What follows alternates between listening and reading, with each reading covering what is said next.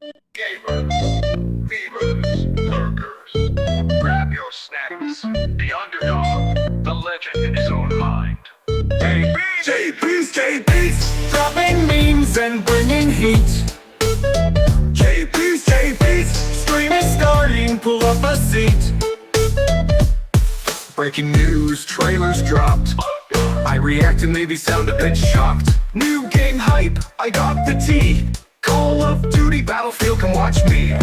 Not a big shot, just starting out, but I'll hype your chat and hype my clout. My aim's kinda bad, my joke's kinda worse, but at least I never stream with rehearse. Jaybeazt, underdog with gamer streak. Jaybeazt, laughs, reacts, chaos you seek. Warning. Jaybeazt, you may mispronounce your favorite game. Please remain calm.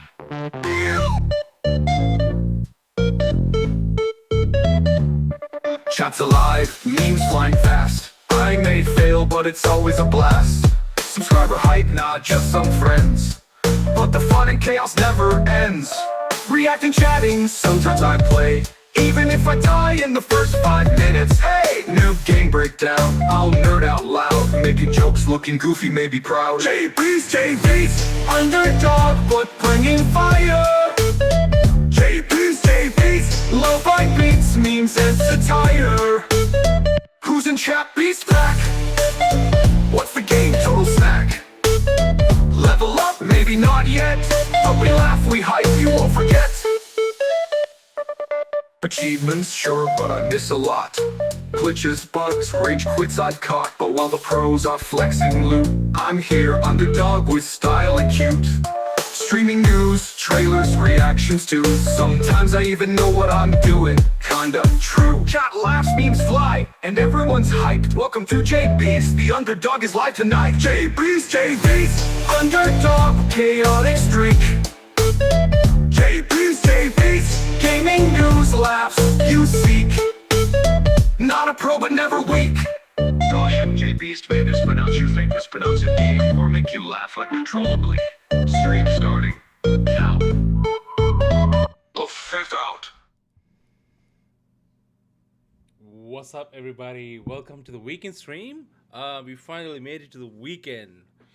Hope you guys had a very good week.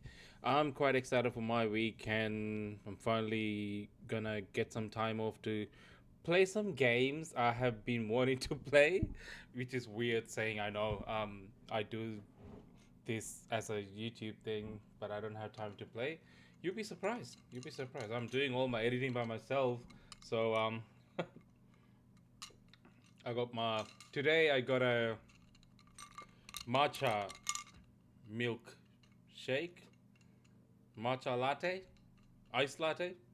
That's what I got today, because it's really hot today. I mean, it's not that hot, it's only 25 degrees outside, but I'm a little bit baking inside the room, so I thought instead of getting my normal decaf coffee, I'm having a matcha iced latte. I made it myself. I'm quite proud of it. It tastes pretty good. So you get to hear me drinking ASMR. All right. Anyway, we had Golden Joysticks Awards, and we have some winners that we should be talking about today. Some surprises, some not so surprises. We'll get to that today as well. A whole lot of Ubisoft news after they finally had their earnings call, which got delayed. If you remember, a few days ago they had to delay it, so they hold on stock trading as well, which made news headlines, and made people speculate as to what the hell was going on. And they finally had that earnings call, and at the back of it, there's a lot of interesting news, including some more information about Assassin's Creed Black Flag Remake. Yes, we're going to be talking about Assassin's Creed Black Flag today, so tune in. We'll be talking about that, and I also want to talk a little bit about the Australian social media ban that's going to come into effect today, which is, I mean, I have some thoughts. So, yeah, we'll talk about that. Lot more Call of Duty news, not a lot of Battlefield news today, but it is going well. I've been playing, still been playing quite a lot of Battlefield, not Red Sec, the multiplayer, and having a hell of a time. The new update, the new major patch they did fix a lot of things, but it also didn't quite fix a lot of things. There's still some of the stuff people are complaining about, and it leading to bugs and glitches in the game, but they're actively fixing those and adjusting as necessary. So it's a good thing. Um, the game is not broken or anything. It's still playable. It's actually improved in quite a lot of ways.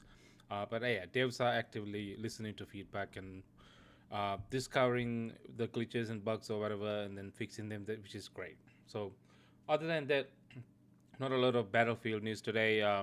The Eastwood map I have tried.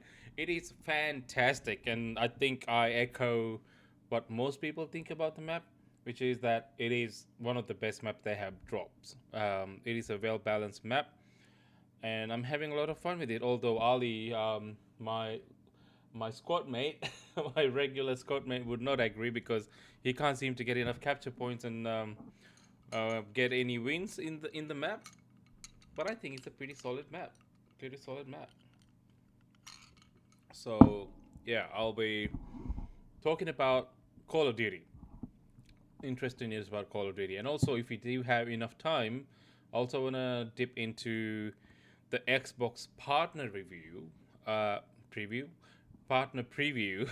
um, Xbox just had a couple of days ago, and we'll watch it together if we do have enough time and go through that and see what they have unveiled. I was going to watch it live, but I did not get enough time, so I ended up missing it completely, and I haven't even caught up with it. So we're gonna catch up on that today. It is the perfect time for it.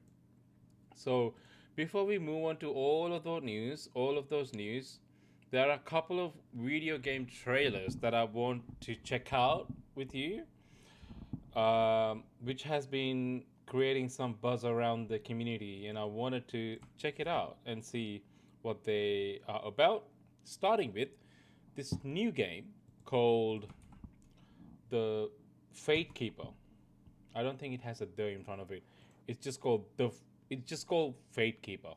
So and it just I saw it getting a release on IGN channel, YouTube channel, gameplay reveal trailer, and I started watching it and I immediately stopped because I wanted to check it out with you guys. So let's jump in and see what it's about. Apparently, it's a hack and slash first person RPG developed by Paraglacial. Yeah, Paraglacial. Paraglacial Studios. Who is Paraglacial, you may ask? I actually have no idea. Uh, but it is owned by THQ Nordic. They are the publishers of this game. So, yeah, they are the publishers of this game, Paraglacial. I don't know whether they have put out another game before. So they might be completely new developers. If I'm wrong, please do tell me. I have no idea. They might be new developers, but yeah, this is a hack and slash RPG, and in the description,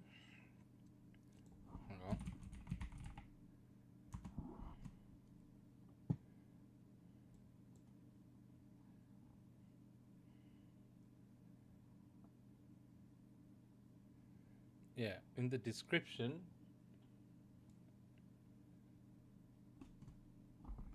Ooh, what happened here? What's the best Nintendo? Oops, I just what did I do here? Magnify.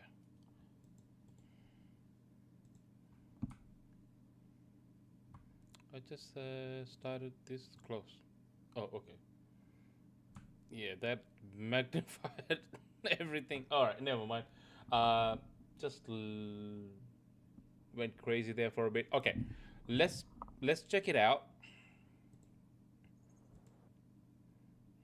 Let me change. Okay, you can see this. Cool. All right, so this is the Fate Keeper official gameplay reveal trailer.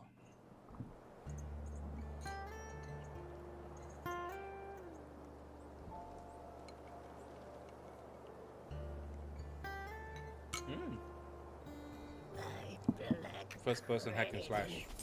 We have endured yet another ambush. Talking rat. This road is as perilous as it is joyless.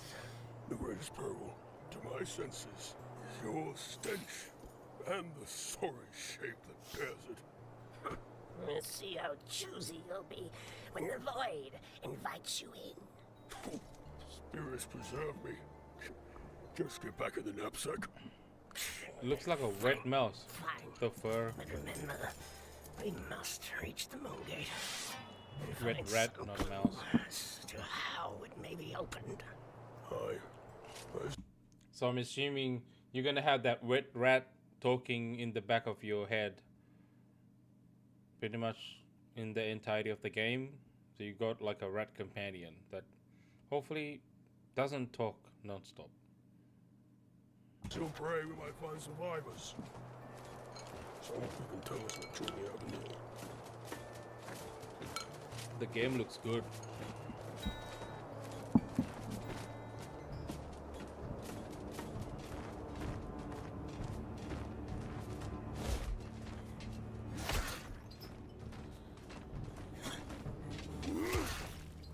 Okay.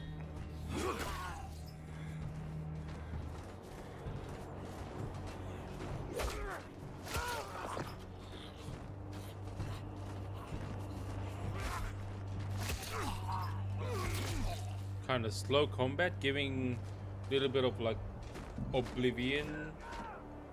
Let It's him giving go for now. Oblivion Elder Scrolls. Let's see what this place holds. Youngling, do you know my age, rodent? Your years mean little.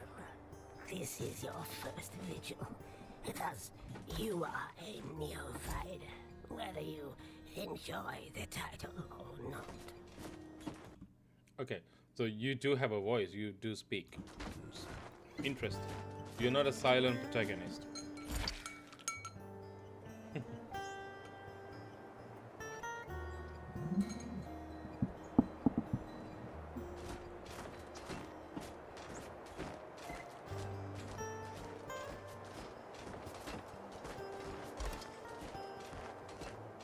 The environments are massive. Managed to make it feel massive and vast and open, which is awesome. Love that. Ornate casket.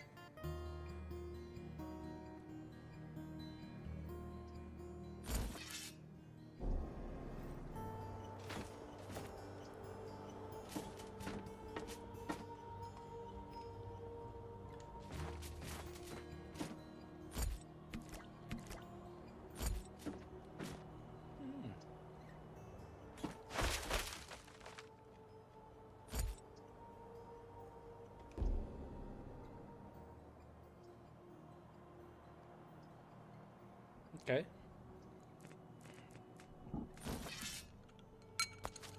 Looks like a character straight out of Lords of the Fallen. Anyone? Man, this is so good. I'm so proud of it.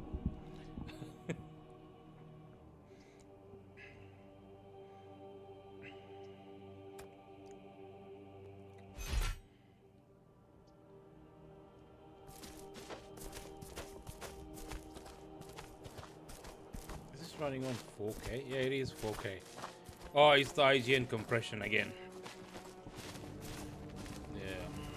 Oh, yeah. It's a hit and miss with them these days. Sometimes some of the videos actually not that bad, but some videos like this one, garbage compression. Even at 4K, it does not look good. Especially when there's a lot of going on in the screen. Which there's not. Which is not. This is not a lot, but still. It's pixelated the hell out of the video. This feels like slow combat, like KCD style. Maybe not even KCD. KCD has like very complicated combat, but this one probably doesn't look that complicated, but the pacing wise, slower. It's not fast.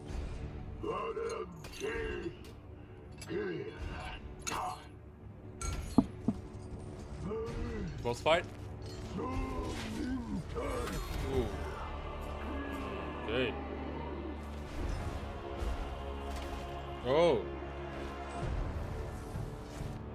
This is like Witcher. He just did a sign and applied oil to his sword. That's cool. I like that the sword actually show the oil on it.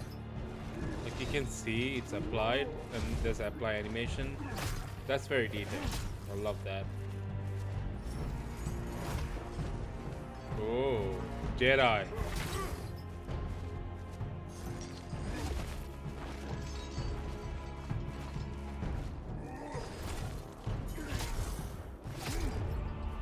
Oh, slow motion. There's no health bar. That is refreshing to not see a health bar on top of the enemy. You just keep fighting until it drops. You don't know when it's going to. You just keep fighting. I like that. I like that, dude. More games need to do that. I know in most games it is an option that you can turn off and on. But you know what I mean. You know what I mean.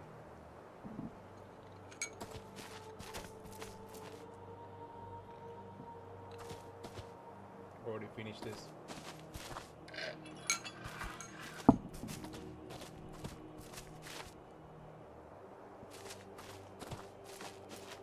The sword looks sick.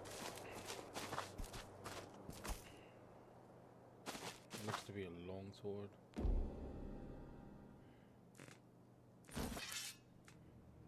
So, looks like you got an inventory management system that... Sorry, I'm just gonna pause and go back to that system. So, this looks like a very intentional inventory management system that combines everything together. So everything has to fit in this square. I am not a huge fan of this style of inventory management systems. I feel like it adds to the realism, sure, but it kind of like I find it a little annoying. That's just my personal preference. But I know there are lots of people who actually enjoy an inventory management system like this, as long as the entire game also kind of caters to this as well, because I have come across games where you have a system like this but the world doesn't really support it, so it gets annoying having that system in place, if you know what I mean. I don't know, maybe that won't happen here, but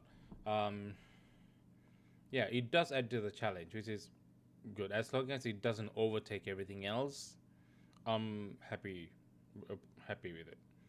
Sometimes what happens is like this becomes so annoying that it becomes too much of a time waster while you play the game. That's the part I don't like. But yeah, I mean, I'm not complaining. I'm just pointing out.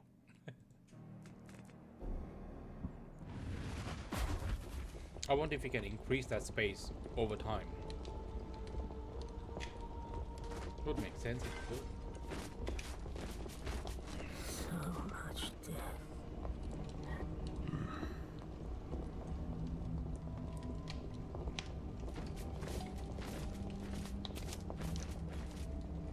Dried herbs.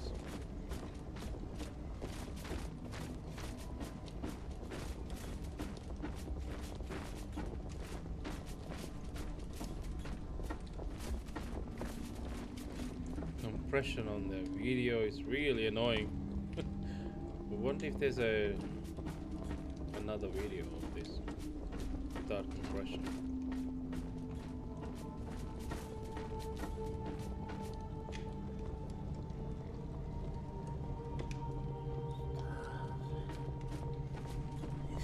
This is a beautiful little dungeon here. This is a cleansing. The purge. We haven't much time. The voice actor sounds like God of War. Fate Keeper. Okay. Gameplay reveal trailer.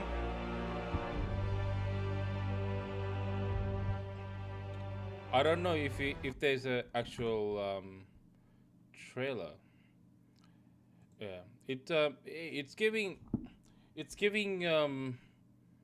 like a AA RPG vibe, which is what I expected from it, and it looks to be pretty balanced. I don't know what to expect, honestly. You'll have to play the game if I could say more, but it's giving like a perfect little AA RPG that you would expect from this kind of game, and I'm happy.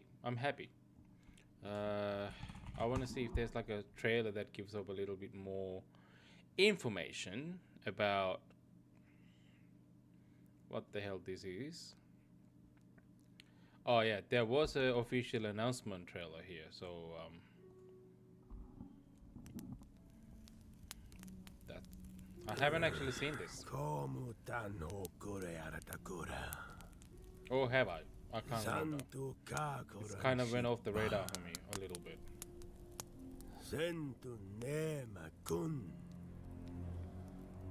Oh yeah, you know what? I did see this trailer.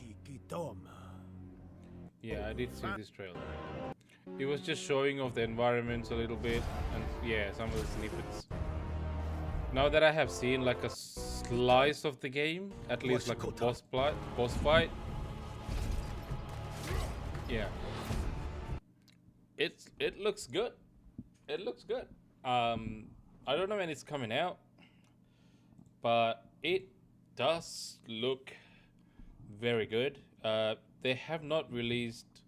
They have not announced a release date for this yet. It's just an announcement and a gameplay reveal at this point. And if you go to the Steam page, as one does,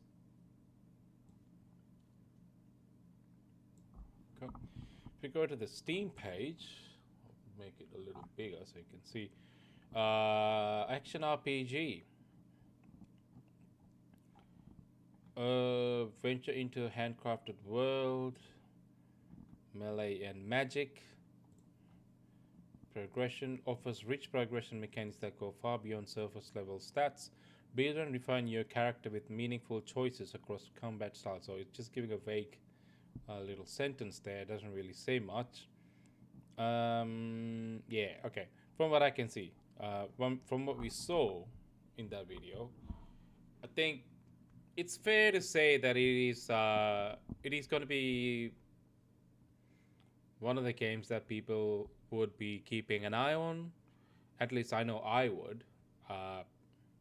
It looks like something like in the same level, production quality level as what? Plague Tale. It's giving like Plague Tale level production quality, which is AA. But even for AA, that's quite good. And yeah, I'm all for it. I want to see more of it. I hope they release a demo of some kind for this before the actual game releases, so people can try it out. Especially because this is a AAA game, and people would like to try it out before they, commit to a full purchase.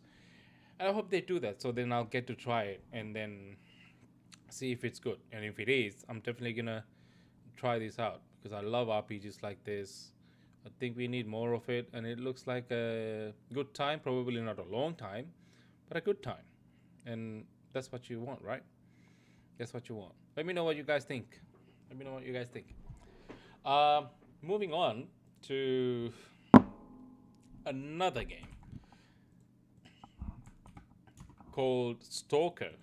Yeah, the Stalker has been around for a while, but we got Stalker 2, Heart of Chernobyl, coming to PS5. Oh, it's actually out now on PS5. Hang on. Stalkers. Stop the pain. Give me a second.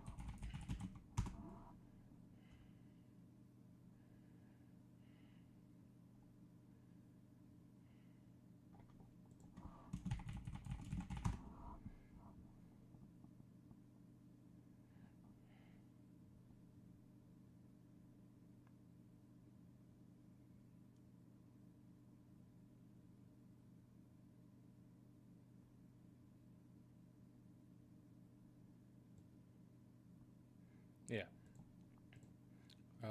Actually, yeah, it's just Stalker 2 has finally come to PS5, and yeah, yeah, the other one I wanted to talk about, the other game.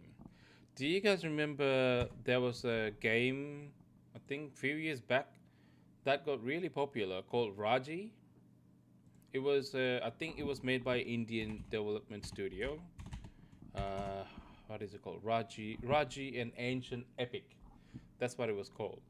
And this made waves in the media, mainline media, mainstream media. And it was developed by Nodding Head Games, Super.com Limited. Yeah. Anyway, this turned heads for a lot of people because this was a game set in an Indian ancient India setting, made by Indian developers, and it was probably one of the first and few games that actually made a global um, release and had a global recognition. So that was great. That was great, and I think this paved the way for a lot of other Indian and Eastern developers, especially Indian developers, to try and make games of this quality, if not more than this, more quality than this, to get into the global stage, which is really cool. It's really cool. So those developers, Nodding Head Games, they're based in Pune, Maharashtra, India. They have come up with another new game, which is a sequel to this one, I think, Raji. It's called Raji Kali Yuga, and we got a trailer for that.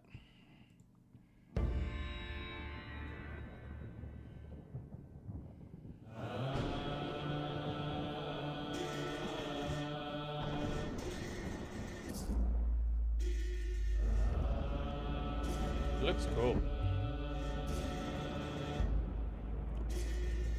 There's a lot of stories in the in historic India that you can tell that haven't been told yet.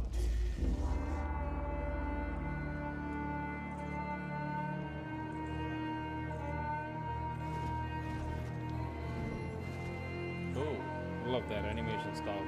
Kind of like stop motion.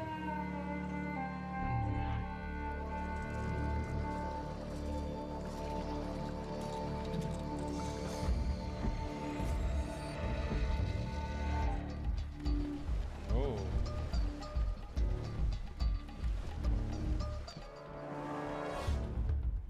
Looks like Willy Wonka's chocolate factory in hell.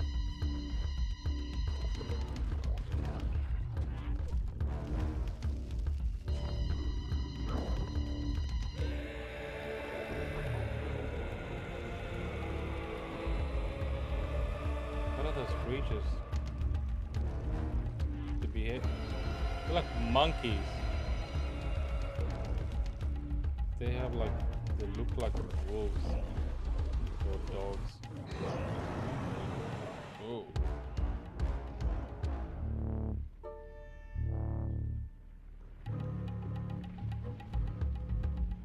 That's Raji.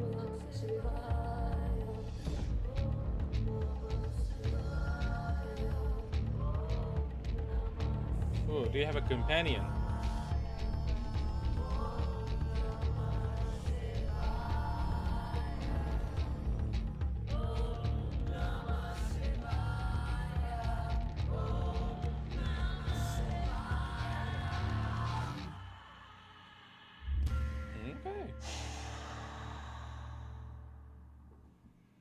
Okay. I It's coming to Xbox, PS5, Steam, everything. Alright, I was hoping to see some gameplay, not gonna lie, but yeah, it's just the official reveal trailer, so they haven't really shown any gameplay there. But it set the tone for what the game is gonna be about, which is cool. According to what he says, it's a sequel. It's 6 years after the original. Raji Kali Yuga begins as Mahabalasura unleashes Kali Yuga, an age where every choice risks unmaking the universe. This sequel to Raji, an ancient epic, makes a huge leap into the third-person action-adventure genre. Okay. Okay. Alright. Okay, that... I did not expect that. That is pretty cool. Okay, I really want to see some gameplay now. I really want to see some gameplay now. But I'll look at what he says. But according to what he says in the IGN description, yeah, this sequel to Raji, an ancient epic, makes a huge leap into the third-person action-adventure genre, also featuring dual protagonists. Control Raji with her divine Trishul and her brother Darsh Golu from Raji, an ancient epic, who commands great arcane power. So he's not just a companion. You can, I guess he is a companion in a way, or maybe you switch between the characters. I'm not sure. That's what it sounds like. Developed by Notting Head Games, this cosmic struggle of fate and destiny will determine whether the siblings save the universe or are forced to destroy it to end the conflict. Raji Kali Yuga is planned for release on Steam, Epic Store Games, Xbox, PlayStation, and Switch 2. It's coming to Switch 2 as well. Okay, all right. This is interesting news. If you remember the first game, Raji Ancient Epic, for those who are unfamiliar with this game, I am showing some gameplay here. Okay, so this was the game. The fortress will be a challenge for I'll her. just skip ahead a little bit. So this is what the game looked like for the first one. It was more like a side-scrolling game, but with 3D elements to it. Do you sleep? And if you just skip ahead, yeah, this is what it looks like. Do you remember when Assassin's Creed released few games kind of looks like this in the Assassin's Creed franchise for mobile games, but they did come in PC and other consoles too eventually. They were called like Assassin's Creed China, Assassin's Creed India. They have that, and there were side-scrolling Assassin's Creed games. This is kind of feels like that. That's mainly what it was, and the entire game plays like this, except for like little sandbox areas like this where you can walk around a little bit and to interact with stuff like that, and then you're back to side scrolling. So it switches between the two, making a jump from this type of game into a third-person action adventure game, which would make camera closer to the subject and behind it, kind of like a God of War style or any other third-person action adventure game you have seen, like Crimson Desert is a good example, which is coming soon. So yeah, they're making jump. That's a genre transition for this game. Is that the right choice? Maybe. The thing is, I think this game had a lot of following and a lot of players interested in this game because of the art style and because of the gameplay style. It's kind of a mashup between like 2D side scrolling and like little bit of Metroidvania stuff like that, but you know what I mean. Even in this combat, it's like top-down style, but it's not like Baldur's Gate, turn-based combat or anything. It's just, it's a it's an action hack and slash. But then it also switches between this and side scrolling. So it's a mashup of genres here, and people digged it because it really felt cool, and then it worked for the game. I reckon they're very ambitious for swapping that genre into a straight up action adventure game that is third person, but also we got to note that third person action adventure games is a genre that has a lot of competition in. There are a lot of successful games in that genre. Assassin's Creed is one of them. So I mean, even it's going for the similar style in in the sequel, and you now have a companion, dual protagonist. It's a lot more ambition than this first game was, which is good. It's a good thing. But in execution, will it actually be as good? Will they be able to actually make it work? That's the question. I'm gonna have my fingers crossed for them, and I hope that they're gonna make it because I really want them to. This was a cool game. I have played it, and has a lot of puzzle solving and stuff like that. Being a third-person action adventure game, I don't know whether it's gonna have a lot more focus on puzzle solving as it did in the first game. Maybe it would. Don't really know, or whether it'll be like focused more on like constant combat and stuff like that. I'm not sure, but we'll see. We'll see. But it is very cool that they're making a jump to a different genre and going all out with the sequel. And I think a lot of eyes will be on this game and to see whether it's going to succeed, especially now that they've made a bold choice to go big with the sequel. But it is an IP with a lot of value and a lot of interest. So I think they did the right decision to go big with it and try something. If it becomes a successful game, it will no doubt become one of the coolest IPs to exist in the gaming industry, and they can do a lot more with it. And yeah, hopefully we'll see. Hopefully it works. I mean, I don't want to. I'm not expecting it to be, you know, Senua Saga kind of thing.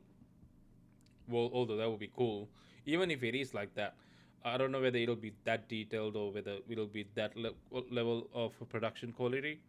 But even if it is or if it's not, it doesn't matter. If they manage to make the combat feel good, which is gonna be drastically different to how the combat played out in the first game. Yeah, if they manage to make the combat feel satisfying and the story is good, I think people will be able to get behind that game and actually support it. So I'm keeping my fingers crossed. Nodding Head Games. Hopefully you make a good one. Yeah. All right. Let me know what you guys think of this. Very surprising news. About the genre swapping. I didn't expect even when I saw the trailer, I didn't expect it to be a third-person action adventure game. I thought it'll be the same style, so kind of surprising, but a welcome one nonetheless. Let me know what you guys think. All right, so I've got one last final video that I want to watch before I move on to the new stuff, which is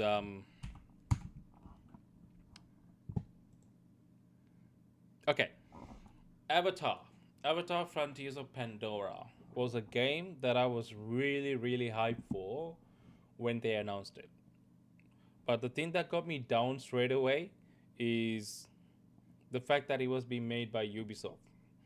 And undoubtedly, when they showed the gameplay, it looked like Far Cry, but in Pandora. That's what it looked like. But I was still hyped for the game because it was an open world and you could explore Pandora at your own pace because it's just a one whole open world of Pandora. That was exciting for me because I love the Avatar movies. And And it did kind of suck that you have to do it all in one person because of the way they made the game in Far Cry style. Even the core gameplay loop was very Far Cry-ish. You go into base camps, you clear out the enemy, you liberate it, that kind of stuff. Similar thing, very similar thing.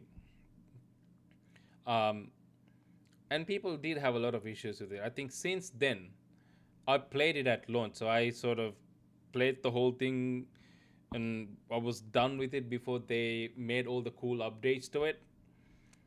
One of the updates being they finally added third person mode, which I think one of the best decisions they made for the game, because I think after that update a lot of people actually jumped back into it because it just, you could actually see the player that you play as, and you could customize it. That was really cool, and I think that was essential for a game like, Avatar Frontiers of Pandora, where you know you see the character that you play as, so you could sort of immerse yourself more that way rather than playing it in first person. So you could switch between the two. You had the option, which is cool.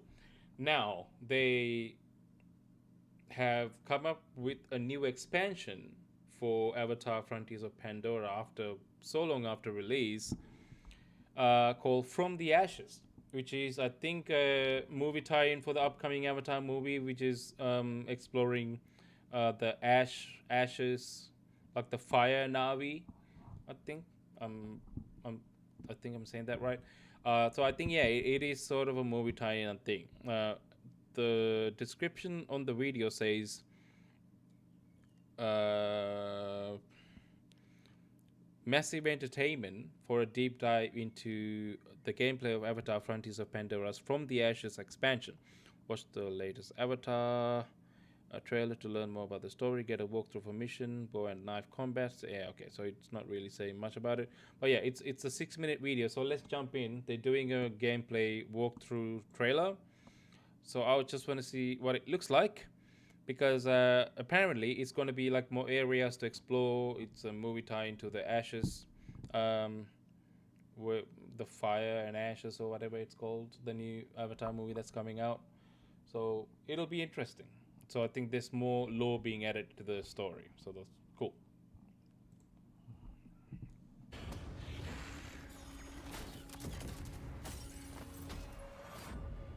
Yeah, now you can play the whole game in third person, which is Hi amazing. everyone, Look at that. I'm Omar, and today I'm going to show you some of the new combat gameplay coming with Avatar Frontiers of Pandora From the Ashes.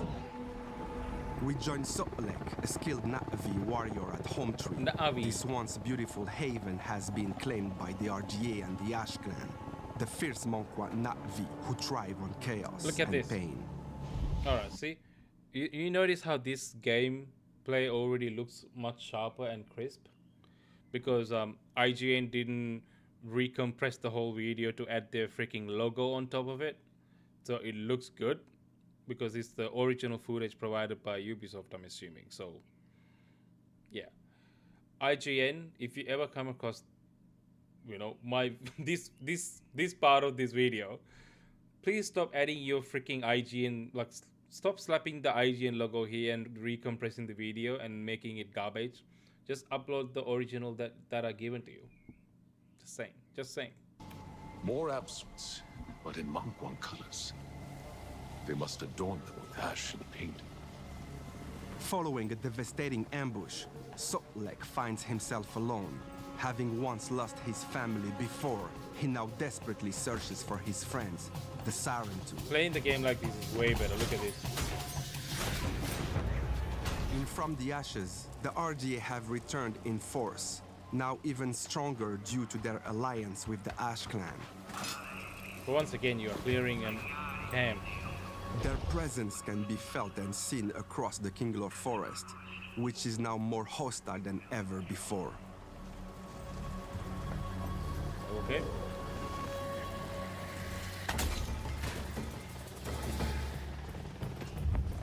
Those are very convenient places. At this point in the game, Sotlek is equipped with only his bow and knife. No Mangwan. Must be inside Home Tree. But this doesn't stop him, because as a hardened warrior, Sotlek has the skills to navigate the battlefield under the cover of stealth. Or he can launch a full assault and brutally take down any forces that stand in his way. Yeah, you kind of forget how big Na'vi are. They're pretty massive. What have they done? They're like The Ash Clan's twice the lust for size of a power human. poisons the frontier. They subjugate and intimidate, You feel it not spreading playing it third destruction across the land with ruthless pleasure in their quest to wipe out the western frontier's resistance. Jitangi, you died a warrior. Tell us where the Sad and Drew are hiding, or you will see your people burn. Answer me! Ah! Do not be brave. Sotlek has just discovered that some of the missing Siren-2 have evaded capture, but it is now a race against time to find them before the Monk One do.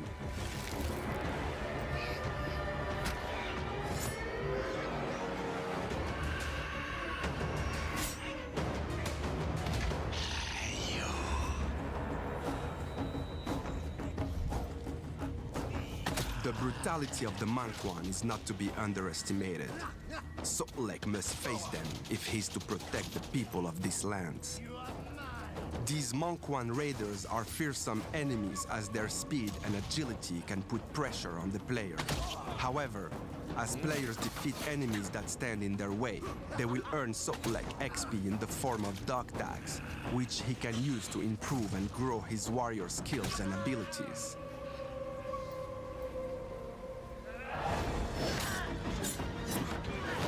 Yeah. A Na'vi death by Na'vi hands. Never before has Sotlek taken the life of one of his own. But there can be no mercy for the merciless. Hunted, he becomes the hunter. As an Interesting. experienced fighter, Sotlek uses this surge of adrenaline from fear and pain to channel his warrior senses, making him much more lethal in combat through elevated perception and strength.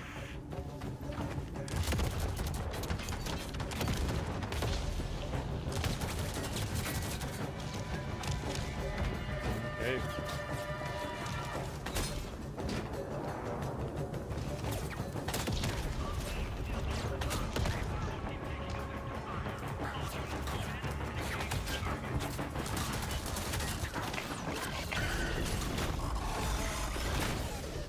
The RDA has also brought new technology such as upgraded amps, scale suits, and hellhounds to aid their occupation of the Kinglo Forest. But the warrior Sotlek knows their ways. His own methods are brutal and calculating. He will stop at nothing to even the odds in battle. Sotlek's faithful Ikra, Ile, also supports in battle, either giving Sotlek a quick way to reposition in combat, or attacking enemy forces directly. This is just the beginning of Sotlek's path of vengeance, as he has found no clarity in the search for his lost Siren-2 family. Cool. In from the ashes, explore a once lush and thriving land that is now charred and burning. Save your loved ones as you stand against an overwhelming force of RGA and the ruthless Ash Clan. Become Ash Sotlek Clan. and learn what it means to be a true Na'vi warrior.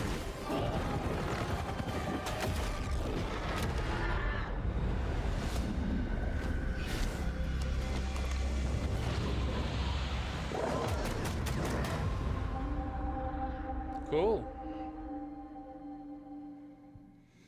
All right, it's coming December 19th. Not so long to go. But yeah, I mean, it's more of Avatar gameplay, I suppose. I'm assuming you're gonna have more like camps to clear and new areas to just roam about. But it's cool that you're getting more abilities and you got like your own Avi Ash clan to deal with. It's pretty cool. Pretty cool. I don't know whether it's like set in between or if it's any tied to the game, the movie, upcoming movie in any way.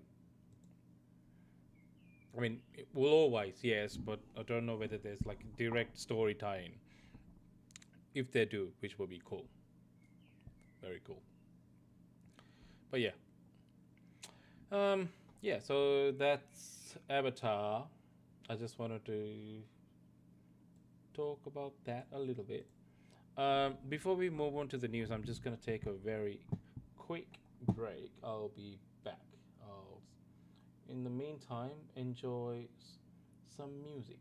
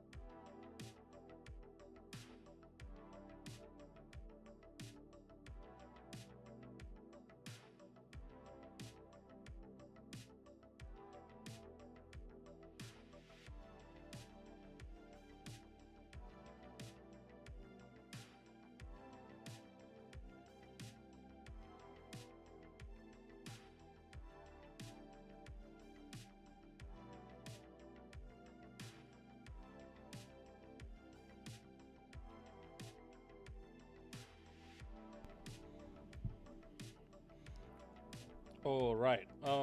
Back, guys. I'm back. Okay. Let's keep going. Let's keep going. We have um Arc Raiders. Arc Raiders. I want to talk about Arc Raiders a little bit because this is one of the games that I didn't. Hold on. Wait, what?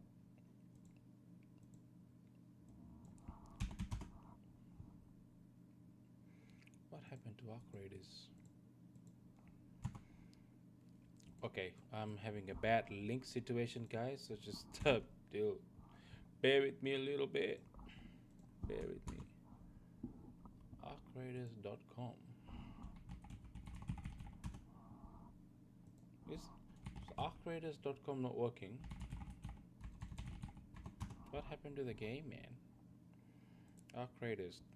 Here we go. Okay, so it looks like the website is busted. Okay, so I was gonna talk about Arc Raiders, but I will come back to that later because I wanted to talk about their patch notes and stuff and what they have done to improve the game. But the website, as you can see, is busted. It's not working. It says upstream connector and disconnect reset before headers. Yeah, it's not working. No healthy upstream. Yeah, I don't know what's going on. Don't have the technical know how to fix that, but we'll move on. We'll move on. um, the newest thing that I want to talk about is all the good stuff that has come out of the Ubisoft earning call. They had, as I said at the start of the stream, they did have earnings call for the past financial year, and they did talk about a lot of stuff. One of which has been um, Prince of Persia: Sands of Time remake. Um, there's a potential release update, and it looks like it might be coming sooner than we think. Sorry, sorry, excuse me. Uh, according to I just looked at the podcast Insider Gaming's latest episode, Insider Gaming Weekly, and they were talking about this here. That's all I'm gonna say.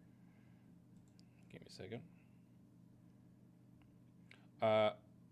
But yeah, before we move on to Prince of Persia, the highlight was that there were, based on what they have mentioned in that earnings call, that Black Flag might actually have a release date confirmed. As you know, even Ubisoft hasn't really confirmed that Black Flag remake is coming. I think they are planning to shadow drop the whole game. Much like how Bethesda did with the Elder Scrolls Oblivion game, which I think is the right call for something like Assassin's Creed Black Flag. It has a lot of nostalgia factor behind the game. A lot of people are willing to play a remake of that game at this point. And if you shadow drop it, you don't need more marketing. People will jump in and buy it right away. And I think that is what they might be planning to do. That's why they haven't confirmed anything. Either that or it's in development hell. We don't know. It could be one of the two. But according to what these guys have talked about on top about the earnings call, the release date might be confirmed. Let's check out what they say, and then we'll circle back. I'd have read the story. So there's not like a hell of a lot to take away, but you had the spread. The financial update that they put out had a spread of the games that are, either coming out or whatever, like the outlook. And there was one at the end, one little one at the end of everything. So like you had like Rainbow Six Mobile and Division Resurgence and all the things that are coming. And then right at the end it said unannounced game, unannounced project, whatever. Set to launch before the end of the fiscal year. And that is, as we've been discussing, you know, Tom's obviously had his exclusives over the last year and a half. That Black Flag Remake is coming. Ubisoft hasn't, I believe they haven't officially addressed it at all. There was a bit of a sticky spot with, is it Matt Ryan? I think his name's Matt Ryan, the voice actor of Edward Kenway, where he let something slip at a con and didn't realize it was being recorded, and he got in a bit of trouble, and he basically spilled the beans. And that was the closest thing that we had to, like, you know, a confirmation. So, yeah, it looks like... Yeah, the slide, I have actually seen that slide. Assassin's Creed, I want to see if I can find it. Assassin's Creed, Black Flag. Oh, that's not what I meant.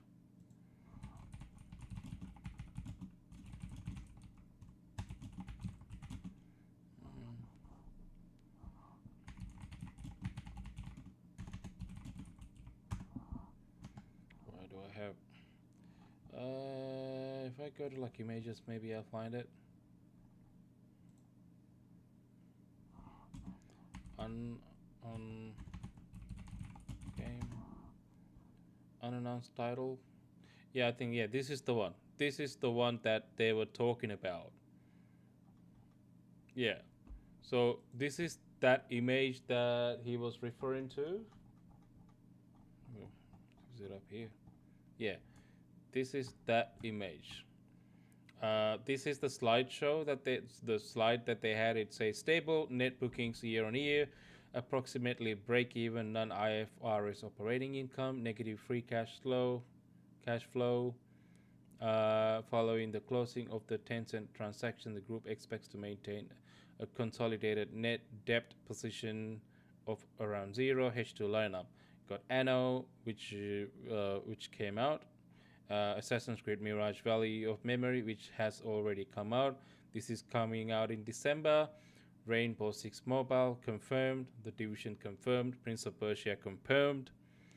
This is the only thing. There's one thing that's unannounced and hasn't been confirmed. And we obviously, looking at the title, looking at the slide, it looks like Black Flag. It's pretty safe to say that it could be Black Flag. You know, so that's why the lads at Insider Gaming are making that speculation, which is reasonable. Like it's going to be, from what we've learned, it's coming before the end of, March 31st, 2026, and the week of the 23rd onwards is the period that we have for the launch of the Black Flag Remake. So not long. What are we looking at now? 4 months from now? 4 months from now. So obviously not long. Give it a month or so. Maybe they'll put something out for the... I can't remember the last time they did Ubisoft. What is it they call them? Is it Ubisoft Connects or something? Ubisoft Forwards. Forwards, that's it. I can't remember the last time they did a Ubisoft Forward, but maybe there's something like that on the horizon. But that's it, Black Flag Remake. And you know, from what we know about the remake as well, it's ambitious. It's not just like tidy up of the graphics or the visuals. It's like an overhaul to the point where they've reportedly pulled in the RPG mechanics from the newer games, so they've made it a bit more aligned with what you're used to from things like Valhalla and Shadows and Origins and Odyssey. But the guts of it are believably still the same. You know, you still got the naval combat, Edward Kenway's fleet. The core story is the same. You know, things like collectibles, it's a remake. The open world. It'll just, you know, hopefully look better, play better, and feel like a whole new game. But I'm very excited because I think a lot of people feel that Black Flag was like the last really good Assassin's Creed game, and that came out in 2013. So that's the thing. I never played Black Flag because Assassin's Creed 3 left such a bad taste in my mouth. I kind of swore off the franchise, and I haven't played a single one since 3. Oh, okay. That's a grudge. Extreme measures, Mike. Yeah, it is. Okay. So maybe I get back into it with Black Flag because everybody, I mean, tells me like I need to play it just for the naval alone. Oh man, it was transformative. So good. Yeah. So good, man. It led to the first quadruple A game, man. How many assets they pulled from Skull and Bones to go into Black Flag? Crazy. Yeah, I can't believe you haven't played that game. I mean, yeah, Assassin's Creed 3 was not a great game, sure.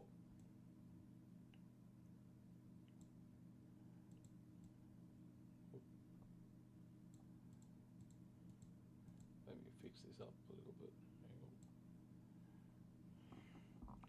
Yeah, it was not a great game for sure, but skipping Black Flag because Assassin's Creed 3 was not that good is kind of crazy, Mike.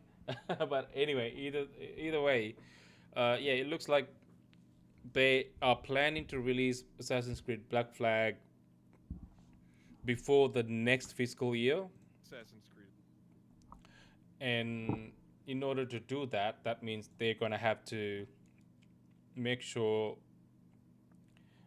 they release this before March 31st, which is when Ubisoft fiscal year ends.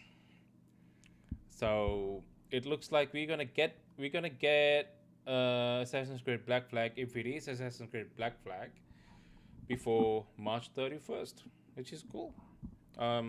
So it's not confirmed, but at this point, it's pretty much safe to assume that will be the case, that it is the Assassin's Creed Black Flag remake that we're talking about, and it might be what's coming before the end of next fiscal year. Yeah. And yeah, it says Insider Gaming understands that this blanket out game is the yet to be unannounced Assassin's Creed Black Flag remake, which is scheduled to release the week of March 23rd. So the week of March 23rd, if I go forward in time, literally just a week and a bit more before the end of March. Yeah, you get just a week and a bit more to the end of fiscal year. So yeah, I think it's safe to assume that they might actually end up releasing it in that time frame, or they might not. They might actually end up delaying it further. My concern, I do have a concern when it comes to this date, however. Let me pull up my calendar. It doesn't really have. So, I don't have my calendar on here. Game release dates, March 2026. See if I can find anything. March 2026. Video game release dates calendar. Here we go. I think, is this a full one? January 2026. No, in March. Okay, March. Alright, so I'm just on gamesradar.com. This is it's showing all the games that are releasing in each month. So if you scroll down to March 2026, these are the games that are set to release as of right now. Today is 22nd of November 2025. As of right now, we've got a couple of AA independent games titles releasing, but the most notably, we got Fatal Frame 2 Crimson Butterfly coming 12th of March. We got Dynasty Warriors 3 Remastered coming on March 19th. Monster Hunter Stories 3. And the big one, Crimson Desert, is coming March 19th. And we got Saros, which is the sequel or prequel, the next game to Returnal. That's coming March 20th, literally a day after Crimson Desert drops. And we got 007 First Light dropping on March 27th. So, March is a pretty packed game, especially towards the end of the month. And if Assassin's Creed Black Flag Remake is going to drop within the same time frame, it's going to be hectic. Absolutely hectic. If they are shadow dropping this game, I don't think it's a good idea to do it in the week leading up to the end of March, because we already have like 3 major titles, most anticipated titles dropping in that week, starting on March 19th. So I think if we shadow drop it during that time, the chances of a lot of people jumping in and trying it would be pretty slim. I mean, most people would like eat it up. They will like buy it either way and play. But the thing is, there's only so many games you can play at once. And all these games, not all these games, one of these games, Crimson Desert, is a massive open world action adventure game. So many hours needs to be sunk into that. Sarah's it's not really an open world game, but it's more like an open sandboxy. What is it? I forgot the word. Anyway, it's more like Returnal. So you got that going on, which also I'm gonna assume gonna need a lot of hours put into that. And then you have 007 First Light, which is a very anticipated title, the first of its kind, dropping by IOI Interactive. It's not open world, but it's a narrative driven game. It's a third person action adventure game again. So I think either drop it after or before that. I think that would be the way to go. If you drop it mid March, I think that would be cool. That would avoid all this clutter of games that are releasing back to back at the end of March. So if you try to shadow drop it, maybe drop it first. That way people actually become aware of it more, and then like have a chance to jump in and try it before everyone gets busy with these games. Not saying everyone's going to play these games. I'm saying everyone's going to be on about these games, so it'll be really hard to get natural coverage from everybody talking about Assassin's Creed Black Flag Remake. But you never know. Oblivion also Shadow dropped it out of nowhere, regardless of the, we had no clue that it was coming. Even though everyone kind of knows this is coming, this is at this point is the most famous, well-known secret in the gaming industry. Whereas Oblivion literally just shadow dropped it during an Xbox showcase. Literally just said, "Oh, you can just download it or whatever." They just jumped in and played and had a good time, and that's, I think, partly why the game also did so well, which I think is true for Assassin's Creed Black Flag as well, because it's also a remake, much in the same vein as an Oblivion remaster. And if you do a marketing campaign and leave for people to speculate and break everything apart, it might not sell as much as you hope. But if you shadow drop it, people will eat that shit up, because it's one of the most anticipated titles as of right now, even before they have announced it. And Assassin's Creed Black Flag is one of the best Assassin's Creed games ever. So to be able to get a remake with updated graphics and everything, everyone's going to want to try that right now, because Assassin's Creed games do look great. The Assassin's Creed Shadows, not a great game, but graphically, that game is beautiful to look at. And imagine that level of graphical fidelity present in Assassin's Creed Black Flag Remake. Everyone's going to want to see that. And people will eat it right up. So yeah, I think shadow dropping is the best course of action in terms of dropping it. And if they do, I think they should do it mid to early March, not towards the end of March. But yeah, we'll see how it goes. But that's all I've got for Assassin's Creed. It's literally just a potential confirmation of an Assassin's Creed remake, Black Flag remake release date. Hopefully that's when we get it. Maybe we'll hear about it, but I think if they're planning to shadow drop it, we're not even going to hear about it until they just drop it. So we never really get confirmation on any of these things, but I guess we'll know when it drops. If it ends up dropping in March, we'll know we're right. So check back to this video in March 2026. All right. Well, that's Assassin's Creed, man. Assassin's Creed. Okay. Let's move on.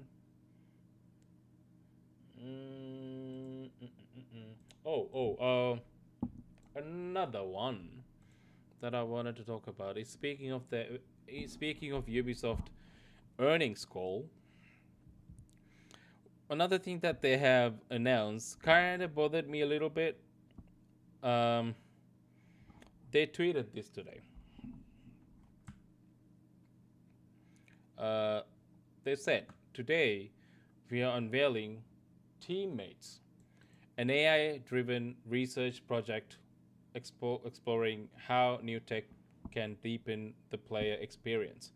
More than just talk, this brand new experiment adds depth to gameplay by going beyond AI chatbots and turning NPCs into real teammates. Find out more. Okay, so, well, everybody, AI has infiltrated into big game development studios too. Let's see what this is. So they have put a link here and then an article here, which was posted today. So this is fresh off the press. Let's see what it says. This might be a little boring, but I'll try to stick to the important bits. Ubisoft reveals Teammates, an AI experiment to change the game. Following in the footsteps of Neo NPC, the advanced NPC experiment revealed at GDC 2024, Ubisoft has unveiled its first playable generative AI research project, which explores how AI can be used to deepen the play experience through the real-time voice commands and enhance gameplay.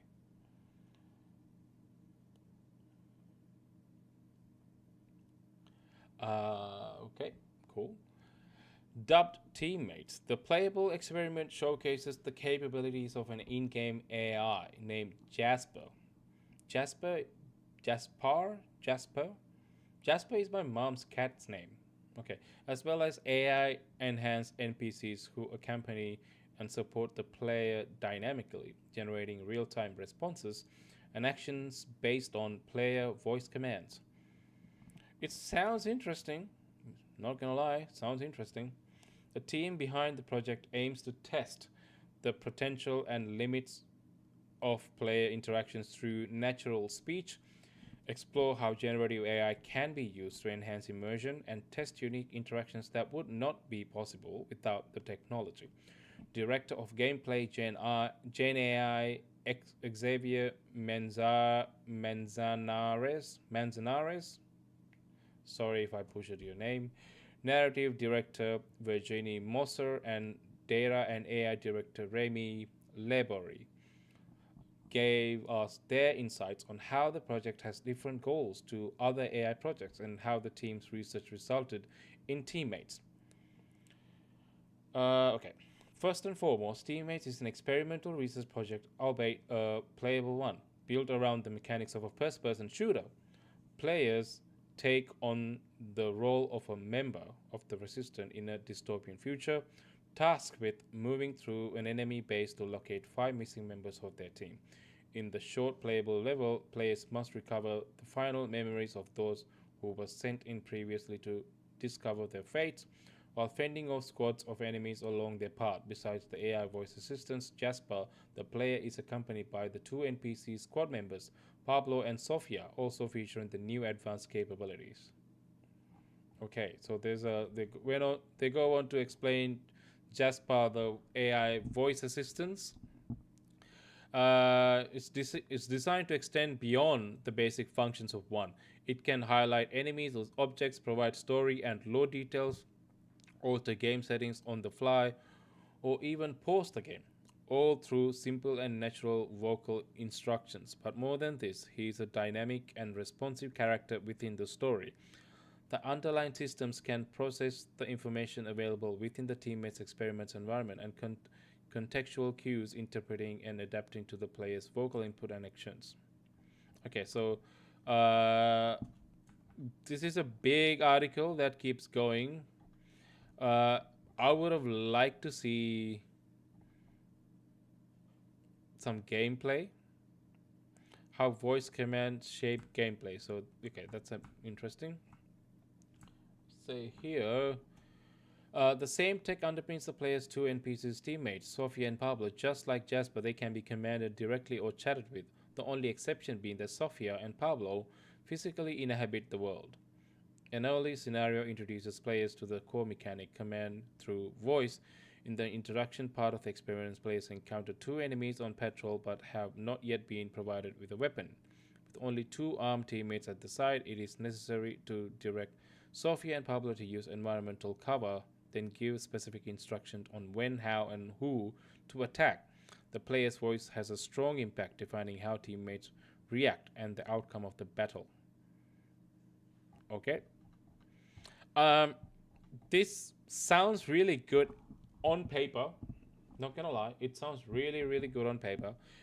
If that can be implemented flawlessly. I'm going to see if I can find any videos on this. Oh, there's a first look. There's a first look. Okay, there's a first look video on YouTube. Get ready for a gaming revolution. Ubisoft. No. Just some images.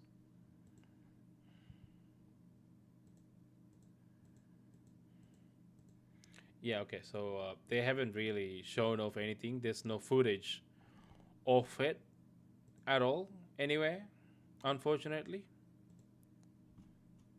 It's a prototype game at this point, and we've only got some snippets, not snippets, just like screenshots of the gameplay or game, if you want to call it that. Yeah, and then this article is the only thing that they have officially released as information about the game. Nothing else is out there. There's an Engadget article showing it again, whatever's on that article from Ubisoft. So there's nothing new here. There's absolutely nothing new other than this screenshot here that you're seeing. So you got Pablo and Sofia, who are your AI assistants that you can give commands to and control with your voice. And because they are AI generative, AI driven, they will respond and do whatever you tell you, including Jasper, who I think is your interface.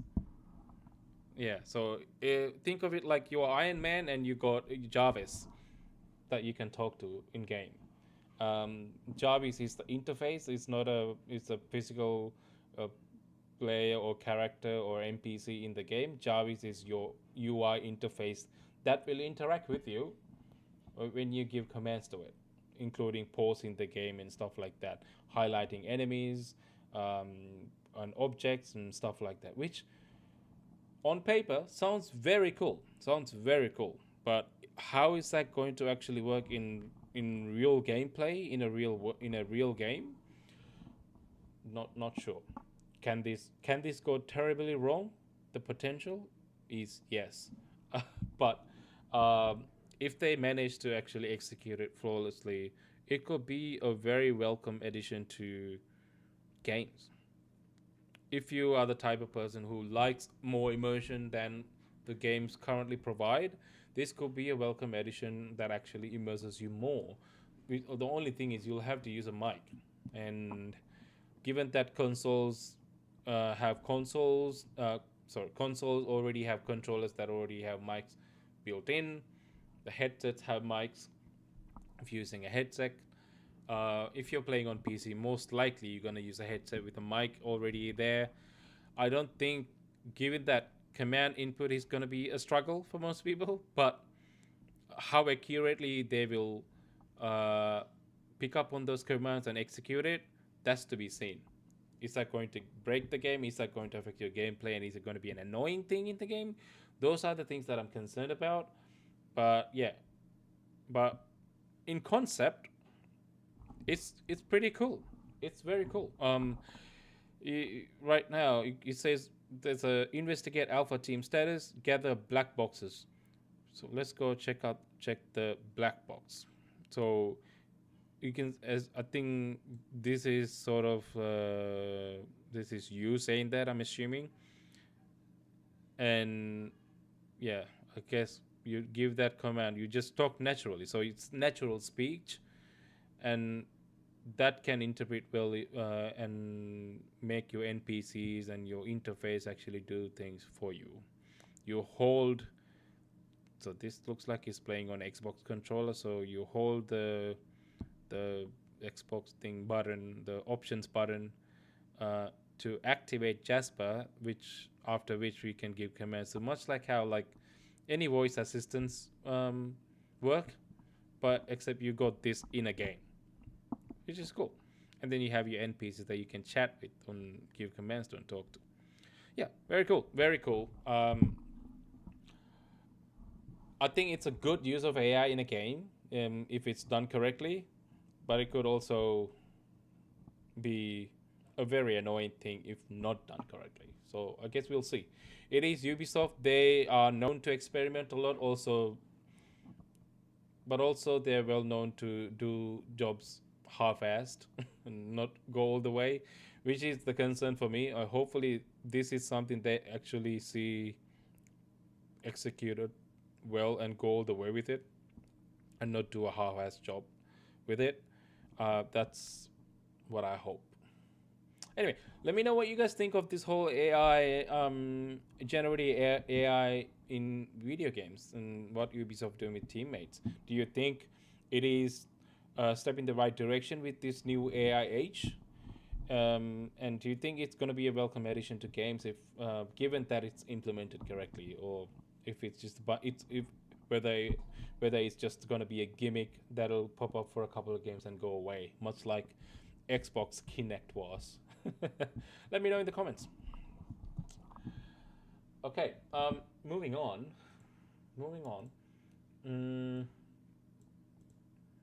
I want to also now talk about Call of Duty, because Call of Duty, my friend, is struggling, to put it mildly. It is struggling. So I saw this article on Insider Gaming that just popped up yesterday by Mike Straw. Call of Duty Black Ops 7 sales was down 50% in Europe. So they're struggling quite a bit, despite all the keyboard warriors and loyal fan base making comments everywhere about how well Black Ops 7 is performing, how Black Ops 7 multiplayer is the best campaign they have ever seen. Not the campaign, so the multiplayer is the best they have ever seen. And regardless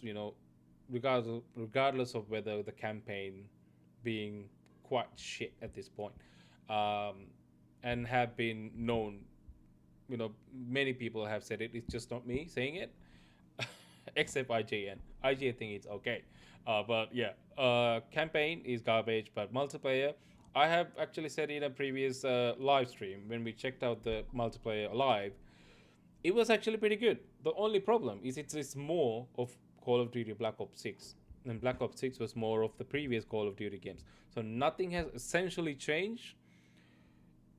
And in Black Ops 7, absolutely nothing has changed. Even the coat of paint is the same as Black Ops 6. Maybe some colors have changed in some of the icons, but other than that, it is blatantly Black Ops 6, just with new characters as operators. That's it. That's literally it. And you can't go wrong with it if you really think about it, because it's more of Black Ops 6. Black Ops 6 wasn't bad. It was pretty good, multiplayer-wise. Even the Call of Duty Black Ops 6 campaign wasn't half bad. It was pretty good. But yeah, in Black Ops 7, campaign is shit, multiplayer is more of the same. Does that mean it's shit? It's not shit. It's pretty okay, but it's just more of the same. They haven't done anything new, but except they're charging you for it. So I think that's the issue. They haven't done anything new. They just kept it going. It just looks a little bit more futuristic and all that. That's it. Anyway, regardless of that, back to what we were discussing. Here it says, it appears that the launch of the Call of Duty Black Ops 7 hasn't been on to write home about for Microsoft and Activision. According to a new report from the game business, Black Ops 7 sales numbers are down compared to both Battlefield 6 and last year's Call of Duty Black Ops 6. In data provided to the outlet by GSD, Black Ops 7 sales, both physical and digital, are down 63% compared to Battlefield 6. Oof. Obviously, it's important to note that Battlefield 6 isn't available on any subscription service, meaning that people need to buy the game if they want to play. So while the sales numbers for Battlefield 6 are higher, it's still probably that the overall player count for Call of Duty is actually higher.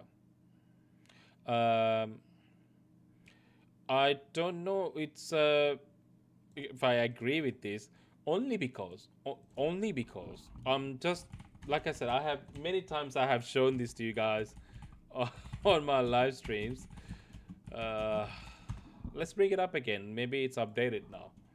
Call of Duty Steam DB. Okay, I'm really sorry, but we need to look at this again just for the lols. Okay, so it's Saturday night here in Australia, and we're still getting daily peaks of 232,000 players on a daily basis. Yeah, 230, 211, so yeah, over 200,000 players pretty much on a daily basis. Right now, 119 players here. Okay, that's just on Steam. This number is obviously way higher where consoles are concerned. Call of Duty, daily peaks are at 80. Like I've said, if you just go 1 month before, this is when Call of Duty Black Ops 7 released. That's where you see this jump. Up until then, we've been getting overall 53, 42, that type of numbers on peaks, and it jumped to 86, and then all the way to even 100,000 at one point, and then it dipped. And this is what we're seeing here. We're getting nearly 80,000 players logging in. Right now, 47 players on it. Numbers cannot lie. This is just on Team. I understand this might be a way higher where consoles are concerned, because a lot of people play Call of Duty on consoles, Xbox and PS5. But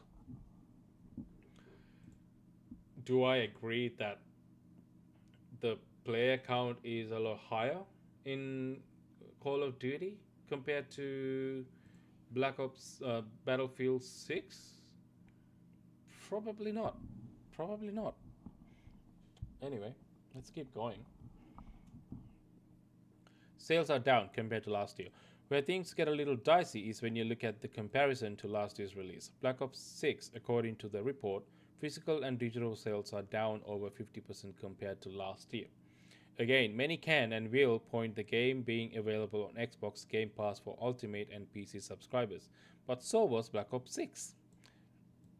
Exactly what I'm saying. Like, when it's said here, it's probably that overall player count for Call of Duty is actually higher because it's on Game Pass. That's why, the sales numbers are high for Battlefield 6. I call that BS because, like I said, Black Ops 6 was also on Game Pass, and regardless of whether the game is on Game Pass or not, the player count you can see, and you can see that they're low. That's all I'm saying. Despite all the numbers being down, Black Ops 7 was still the best-selling game in terms of units and revenue in Europe for the week ending November 16, its launch week. Battlefield 6, its main competition right now, came in fourth in both units sold and overall revenue. Interesting. At the end of the day, it's not like Call of Duty is a dwindling franchise, as it's still generating revenue for its developers and publishers. Still, it's interesting to see how far its sales have fallen. This is blocking the text. What? Why? Why you're Insider Gaming? Come on, man. Get your crap together. Can't see anything. Okay. There you go. At the end of the day, it's not like Call of Duty's dwindling franchise, as it is still generating revenue for its developers and publishers. Still, it's interesting to see how far sales have fallen, and if it's simply a case of more people playing on Xbox Game Pass, or is there a real drop-off in actual interest in the 22-year-old franchise? Yeah. Like I said, it's hard to say how many sales have been made because of, Call of Duty Black Ops 7 being included in PC Game Pass and Xbox Game Pass. True.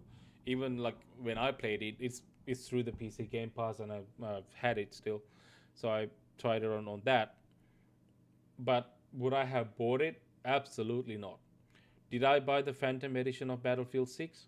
Absolutely yes. So there's that. So obviously I'm a little biased towards Battlefield 6 because I'm a big fan and I've been enjoying it. But I have been a Call of Duty player for a long time too. I played Call of Duty since I was a kid. And up until 2042, I mean, I dropped off a little bit during Battlefield 3, Battlefield 4 era. But then I got back to it because, Battlefield kind of went to crap and didn't have a good enough alternative. So I went back to Call of Duty at the time. And even Modern Warfare Remake, Modern Warfare 2 was actually okay. Modern Warfare 3 kind of sucked. Um, Stick with it. I still stick with it. I didn't buy Modern Warfare 3, by the way. I bought 1 and 2. I'm talking about the remakes. Black Ops 6, when it dropped, I still bought it. I had fun with it.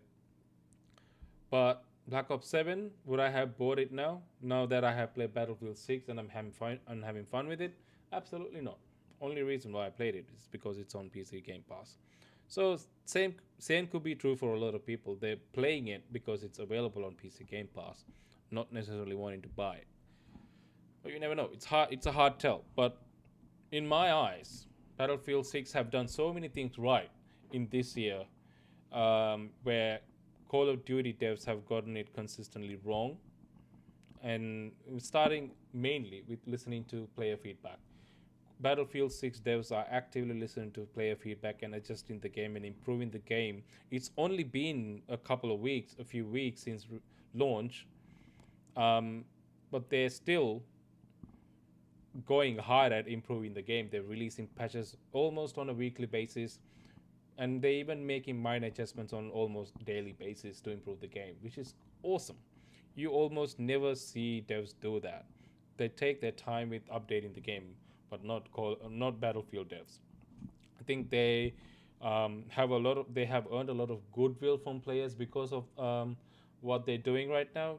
Even with Battlefield 6 being an imperfect game with not a lot of bugs, but there are still bugs and there are still annoying things about the game. People are willing to look past that because there's a lot of goodwill for the game, because devs are trying to do what the players want, which is where Call of Duty has come short in many ways, and that's what's turning people away from the game. I hope the devs realize it and do something about it, at least for the next release of Call of Duty next year, and try to listen to the player feedback and try to give players what they want instead of doing some random shit like they did with Black Ops 7. I you know I commend them for trying something new with, especially the campaign, which was a bold choice. And I don't wanna sit here and pretend like everything is riding on the campaign and not multiplayer, which is not true. Historically, Call of Duty has been campaign focused game. For those little kids who are watching this right now, you probably wouldn't know because you started Call of Duty with Warzone. But for those battle dads and the veterans out there, you know what I'm talking about. Call of Duty, the first few Call of Duties that came out were only campaign. They didn't even have multiplayer. It was a campaign game. And then they started with the campaign, which was great. I think with Modern Warfare, they started the multiplayer, which turned out to be freaking amazing. So they kept going with it. But historically, Call of Duty was a campaign game. So you still have a lot of people playing and waiting for those campaigns and waiting to play those every year. So it is hard to argue and completely ignore, okay, you know what, campaign is bad, but people don't play for the campaign, people play for multiplayer, which is also true because it has moved away. Like, campaign stopped being the focus of the game for a long time now. So it is hard to argue with that fact as well. But the thing is, Call of Duty still made an effort to make good enough campaigns for every release, almost every release. They have skipped in sometimes in some of the games, but almost every game they have put in quite a lot of effort to have a pretty good campaign, and they went back to that same ideologies of making a great campaign when they did Remake of Modern Warfare just a few years ago, and that worked so well for them because that campaign remake was amazing. They went all out with it, and it was amazing, and the multiplayer was done beautifully as well. And they give them a couple of more years, and they've come to this with Black Ops 7, making a lot of bold choices, which I commend them for doing, but not the choices you would make for a Call of Duty campaign. So that's just the simple truth. And exactly not what people want. One of the players wanted, it seems. So I hope you learn to listen to the players and get that feedback on board, and stop doing whatever the heck comes to your head because you can, because that's just not how things work. You need it's a very big IP. You need to listen to your player base. If you lose the players, you're not going to get a game. You don't have a game. So yeah, that's what I think. That's what I think. Rant over. Let me know what you guys think about this whole thing. Is it surprising that they have lost over 50% of sales in Europe? I don't think so. I think this was well expected, especially as soon as the whole game dropped and I tried it.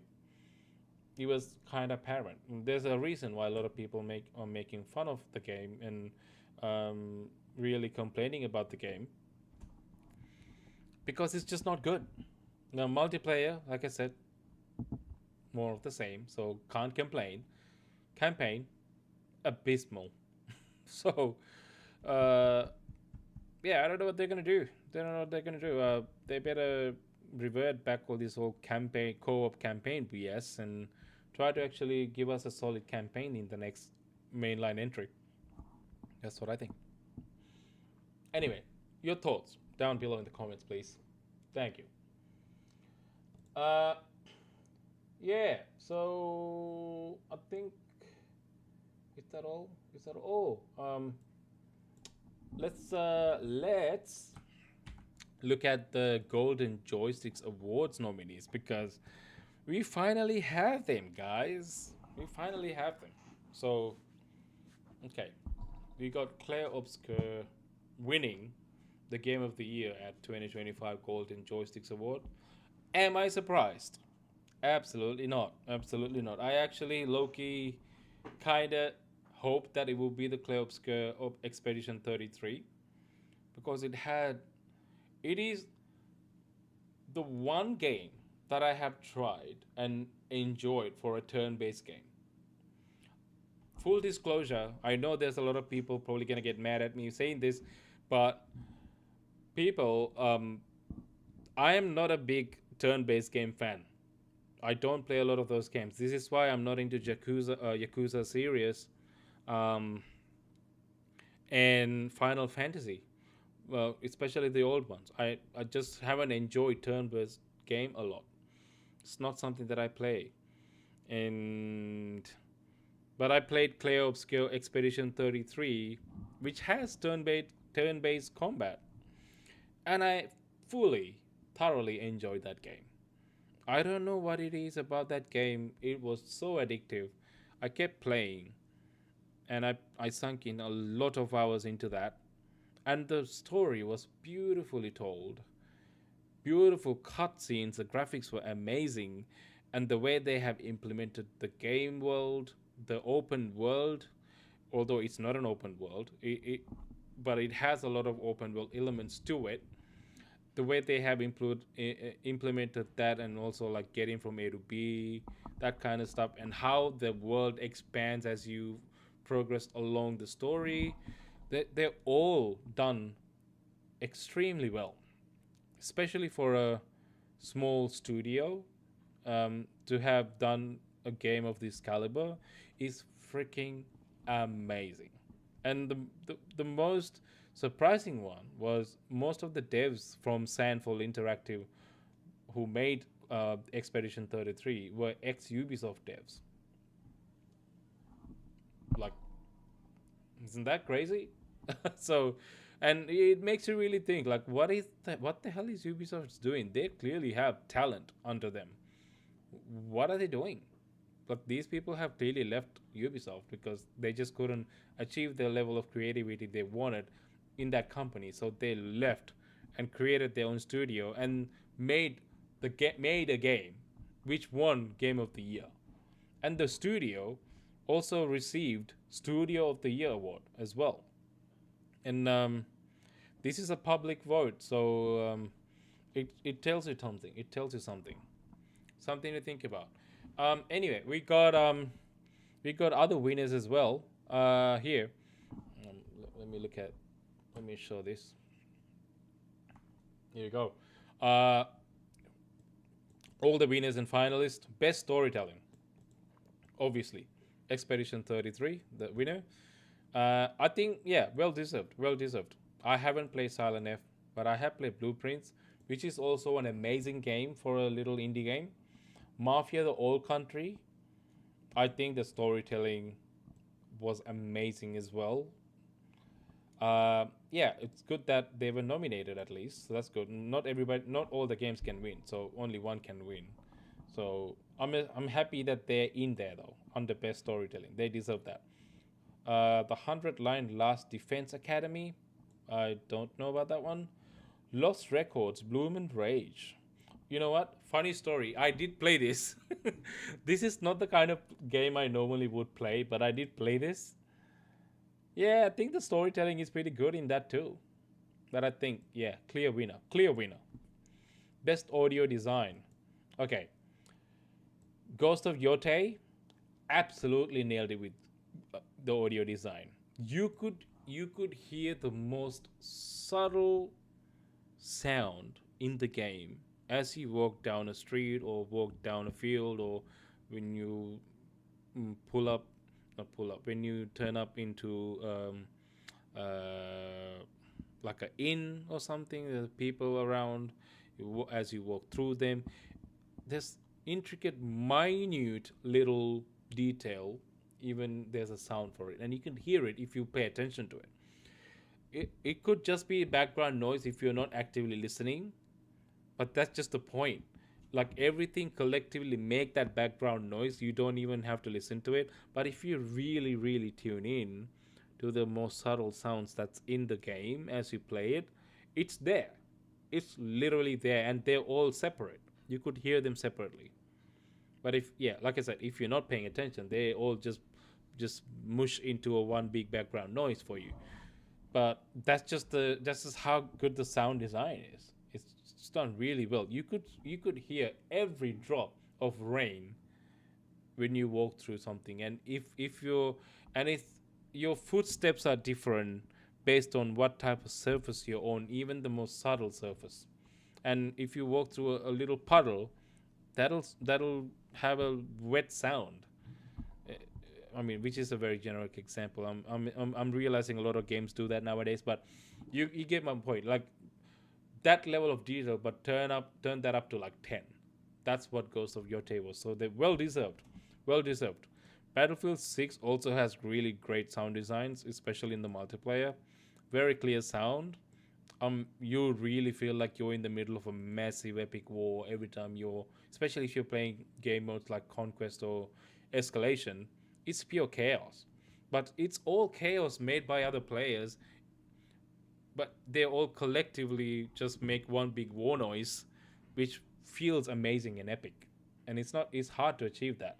And I also mentioned this when we played like Call of Duty multiplayer just a couple of days ago when it launched.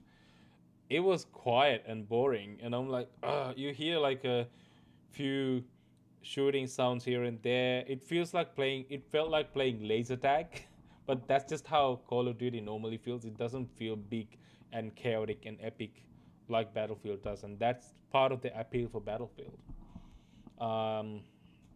Anyway, all the other ones, Donkey Kong, Bonanza, I can't comment on that. I haven't played it.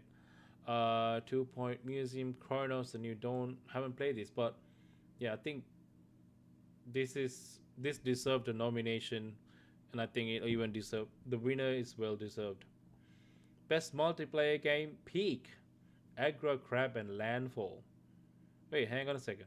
What is Peak? Peak? Ah, peak game. This is the uh, this game is wow. Okay, interesting. So that game, that's the best multiplayer game. I gotta check that out. Is it on Steam?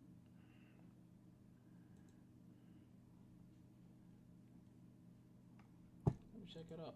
I knew that this game was popular among streamers a lot, but I haven't really played it myself. Oh, it's only like $12. Very cool. Interesting that they won best multiplayer game. But I'm glad that Battlefield 6 is there. They definitely deserve that. Elden Ring, Night Rain, not sure about that. Split Fiction definitely deserved that. I honestly thought Split Fiction would win this. But then it's more like two-player. Mario Kart World, probably not. I mean, it's great, but I don't know whether it's like the best multiplayer game. Don't know about Rematch. Peak. Yeah, I don't know enough about Peak to actually comment on this, but I'm glad that Battlefield made it. And Split Fiction, because they did deserve it. Best visual design. Clear Obscure Expedition. Yeah, amazing visual design. Very original, very cool, very beautiful to look at.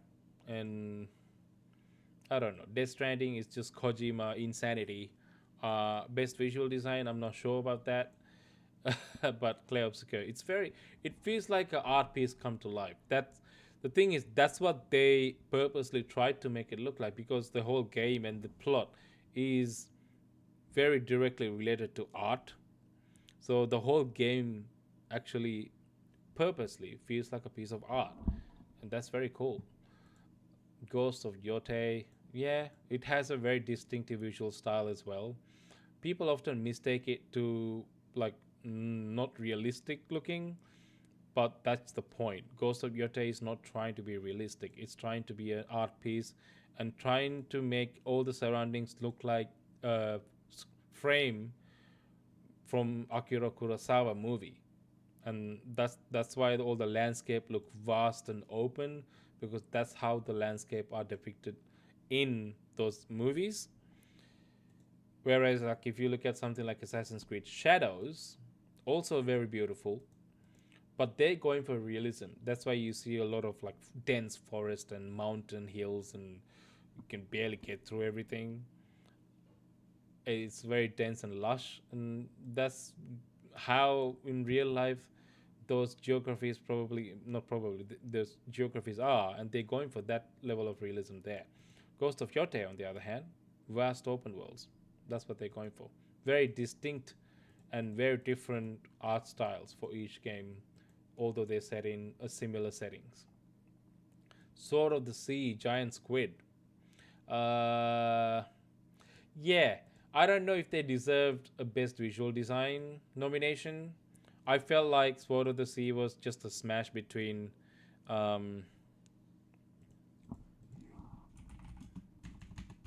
what were the Giant Squid games? Is that what it is? Giant Squid Studio Games. What did they make? Yeah, Absu. Yeah, that's the game I was looking for. I felt like it was a mashup between Absu and Journey. That's what I felt like. It didn't feel that original. Best game expansion, Lies of P or Virtue. Okay. I played Lies of P a little bit, but not a game that I actually finished or played a lot of. So it's a Souls-like game, very hard, very very hard, but it's a cool game. Indiana Jones and the Great Circle, really love this game. Actually, haven't played the Order of the Giant, so I don't know whether it's good or not. But cool that it got a nomination. No Man's Sky, they're still going strong, man. And this game released so long ago, still getting even a best game expansion nomination in 2025 is crazy to me. This was a PS4 game. Atomic story expansion, Atomfall story expansion pack. Okay. Close up of Raji. Okay, I'm playing through this right now. I can tell this expansion is better than the base game because they've done a lot of stuff a little bit differently and improved on the mechanics a little bit, so it plays a little better than the base game, which is weird to say.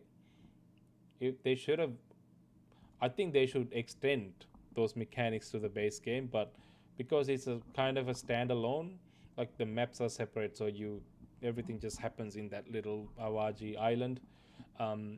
All the mechanics in the gameplay, everything tied separately to that. So, yeah. But I feel like definitely there must have been better game expansions than this. I wouldn't call it one of the best ones, but it's an improvement over the base game, is what I would say. I guess it's because we just the 2025 games, I suppose. Still Wakes the Deep, Siren's Rest. I haven't played the game. I should play that at some point. Best indie game, self-published. Hollow Knight Silksong. Hell yeah. Okay, without a doubt, I had a feeling this was going to be the best indie game for sure, because it's just so obvious how many people tuned in, and it was ridiculous how many people tuned into this game. Look, way more people than even Battlefield 6 on Steam DB charts. It's freaking crazy. So, yeah, no wonder. Hades 2, Sword of the Sea, Peak, Keep Diving, Spilled. Hades 2 deserved a nomination too. That's a good game. Don't know about all these ones. I don't play a lot of indie games. I only play some. Those sounds cool. I should probably check these out a little bit. Let me know. Let me know if you guys want me to check this out. We can do a live stream or something. Best indie game, Blueprints. Yeah, definitely deserving of that title. Best indie game. Yeah, Baby Steps. I want to play this game because I've seen a lot of people having fun playing this. It's absolutely ridiculous to look at. Might actually play sometime. Studio of the Year, Sandfall. The people who made Clay Obscure, Expedition 33. Makes sense. Team Cherry. Hollow Knight. Aggro Crab and Landfall. This is the Peak devs. Okay. Best Early Access, Repo. Okay. Best Soundtrack, yeah. Now, that makes sense. That makes total sense. Clay Obscure, I mean, it's beautiful. So, beautiful. Just constant, pure, dreamy, just like the best music, man. The best music. It feels like a dream when you play the game. Constantly blasting you with like the best type of like dreamy, feels like, you know, someone's pouring honey into your ears, like that level good. South of Midnight had some of the best music too. South of Midnight, glad they got a nomination. Definitely one of the best music soundtracks I've heard. Cool. Best game trailer, Grand Theft Auto trailer 2. Yeah. I don't know.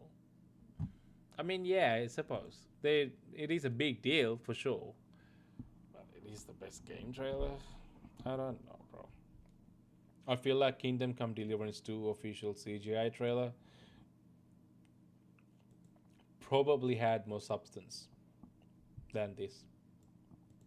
This probably should have won that, but it's alright. Only one can win. Battlefield 6 official launch trailer, 100%. That got me hyped so much. It's crazy. Still playing award. Pokemon Go got it? Okay. Call of Duty Mobile is nominated. Oh, Subway Surfer still going strong. Clash Royale, Honkai Star Trail, Genshin Impact, Roblox, Free Fire, PUBG Mobile, Zenless Zone Zero. Oh, wow. A lot of Asian games nominated in this space. It is the Asian dominated market. But Pokemon Go, interesting. Still playing award, PC and console. Minecraft. Minecraft still winning awards, you man. That's crazy. A lot of people still playing Dead by Daylight. Helldivers 2, yeah. Naraka, Blade Point, Satisfactory. Poof, Call of Duty Warzone. Gosh. Marvel Rivals, Apex Legends, Fortnite. Now all your usual suspects here. Tom Clancy's Rainbow Six Siege, GTA Online, and Warframe. I am. Do people not play Destiny 2 anymore? Maybe people started ditching it because they stopped supporting it. Didn't they? I don't know. Ali, if you're lurking, you probably know this more than me. Let me know. Streamer's Choice, Peak. Of course, there you go. Like I said, very popular game among streamers. The Elder Scrolls Oblivion won the best remake and remaster. I think so. They definitely deserve that. They went above and beyond to make that remake because it was a remake and a remaster. Like I said, they built the entire game graphically from the ground up in Unreal Engine, but they used their proprietary engine underneath for all the game logic and mechanics. So it's the old game with a fresh cover on the top. So that's why it looked as good as it did. And that's why they can't call it a remake, because all the game logics and everything is exactly the same thing that you had from the original game. Nothing's changed. It plays exactly like the original game. There's no quality of life improvements, not so much, other than adding a running and jumping button, I think. But other than that, everything is exactly the same. All they've done was removing the cover and then put a new cover on it, which is called the Unreal Engine 4. So, which is still a lot because they still have to build it from the ground up rather than updating the textures. So yeah, I think that is pretty cool. They deserve the win. Breakthrough Award, Schedule 1. Oh, isn't that the drug dealing game? Cool. I haven't played it. AMD Ryzen won the best gaming hardware, Ryzen 9. Cool. Nintendo Switch 2 and Switch 2 Pro controller was nominated. And WD Black SSD card, Razer Blade 16 Elgato Facecam. Cool. That's an interesting category. Best game adaptation, Arcane Season 2, 100%. Okay, this definitely deserves that win. I don't think this should even be nominated. The Last of Us Season 2 is so garbage, it shouldn't even be nominated in this space. Season 1, yeah. Season 2, no. Minecraft movie deserves it more than that. Devil May Cry, I haven't seen it, but I love Secret Level and Sonic the Hedgehog. Those are good. Best supporting performer, Ben Starr, Warsaw in Expedition 33. Holy crap, man. Expedition 33 won so many awards.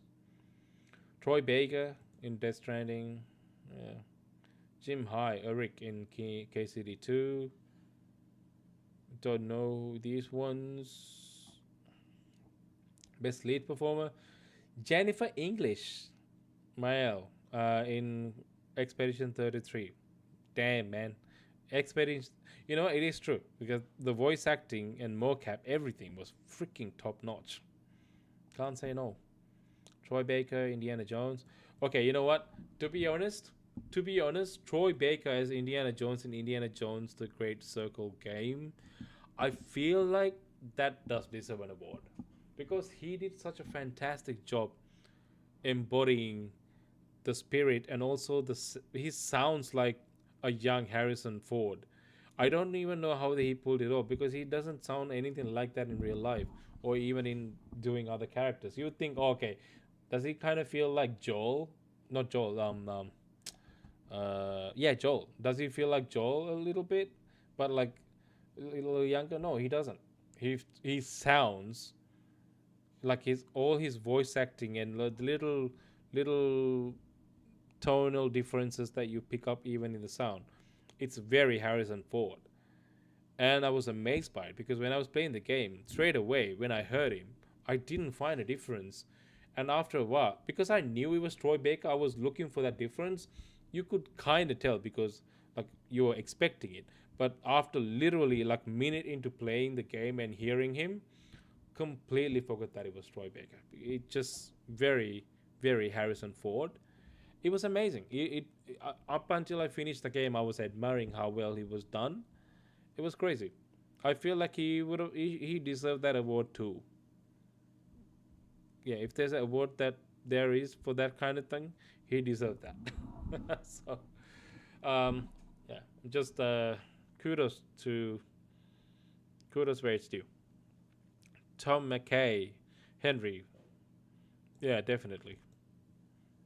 But I think in this case he's just playing himself. you know, he's not that different. I think I've seen like documentaries. The bro is like himself as Henry in KCD, which is not hard to pull off. But this takes a lot of effort. I don't know how much effort this was, but the voice acting generally was good. So cool. Hall of Fame, The Sims, PC Game of the Year, Hollow Knight, Console Game of the Year, Ghost of Yote. Cool. Critics' Choice. Okay, these critics are probably just Nintendo fans, but I actually do want to play Donkey Kong Bonanza. I don't have a Switch 2, but I want to see what it's like. There's a lot of hype around it.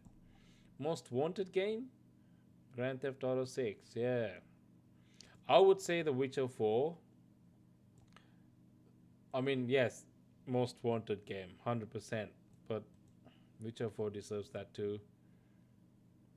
Because this keeps getting delayed now. I don't know if it's coming. But I don't think they will delay it again. I think this was the last stroke for them. Light No Fire, The Expanse. Yeah, wow, that's a long list. I think for me, my most wanted games, yeah, Grand Theft Auto 6 up there. Resident Evil Requiem, probably. The Witcher 4, Black Myth Zhongqi. I forgot how to spell this. I'm sorry if I'm butchering this. I want to play. This is also one of those. Lego Batman Legacy of the Dark Knight is a very unexpected addition to my anticipated games. 007 First Light is one. Light No Fire, which is the new game from people who made No Man's Sky.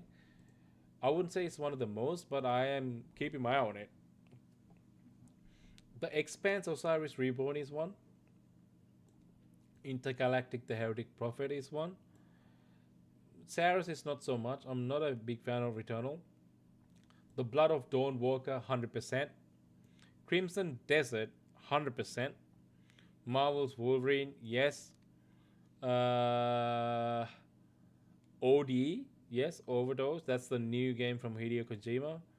So it's supposed to be like a psychological thriller or something like that. Yes. Yeah. And Resonance, A Plague Tale Legacy. Those are my anticipated games. Ultimate Game of the Year. Again, yeah. Expedition 33. There you go. There you go. Am I surprised? No, 100% not. 100% not. These are public votes, so they're not, decided by some people in high chairs or anything. I mean, given the public voting, those choices mostly makes a lot of sense to me. So there you go. What do you guys think of Expedition 33 winning so many awards and winning Game of the Year? Do you think they deserve it? Do you think somebody else deserved it? Let me know in the comments below. Yeah, I think that's it. I think I'm gonna wrap up for today because I was gonna do the Xbox partner review, but I think I'll probably look at it by myself. I don't know if you want to watch it with me. Let me know if you do. If not, I'll probably check it out in my own time and see if there's anything worthy. I've skipped through some, but I haven't seen anything, noteworthy to talk about. But if there is, let me know. We can talk about it. But until then, I thank you for tuning in and joining the stream and having fun. I will see you again on Tuesday. That's when I'm gonna stream again. So up until then, I wish you a great rest of the weekend, and also great rest of the week. In the meantime, please make sure to check out my YouTube channel, check my videos, pretty please. And if you do enjoy my content, please drop a like on those videos and drop a comment. I always read all the comments, and yeah, consider subscribing. That really helps me out. So yeah, and thank you in advance. Thank you very much in advance, and I'll see you in the next video. Until then, bye bye. Alright, time to paradigm. The underdog's logging off. Baby! Thanks for hanging out for laughs, memes, and gaming clout. Even if I tripped, lost, or failed, you stuck around and that prevailed. We checked trailers, spilt the tea, mispronounced a game or three. Call of Duty fails, oh that's me, but the chat laughed along, pure victory. Grab your snacks, hydrate up, don't fall asleep. I'll be back soon with news to peep. The underdog may stumble, trip, or rage, but you're the legends who fill my stage. Grab your snacks, hydrate up, don't fall asleep. I'll be back soon with news to peep. The underdog may stumble, trip, or rage, but you're the legends who fill my stage. Announcing chat, Jaybeazt is officially signing off. He may try to explain the plot of a game he hasn't played, argue with NPCs about story choices, or get stuck in the tutorial forever. And if someone says something wild in chat, he might go, "Oh mate, don't say that!" Thanks for surviving the chaos, laughing at my fails, and pretending my Call of Duty aim is fine. Catch you next time, same underdog energy, less chaos, maybe.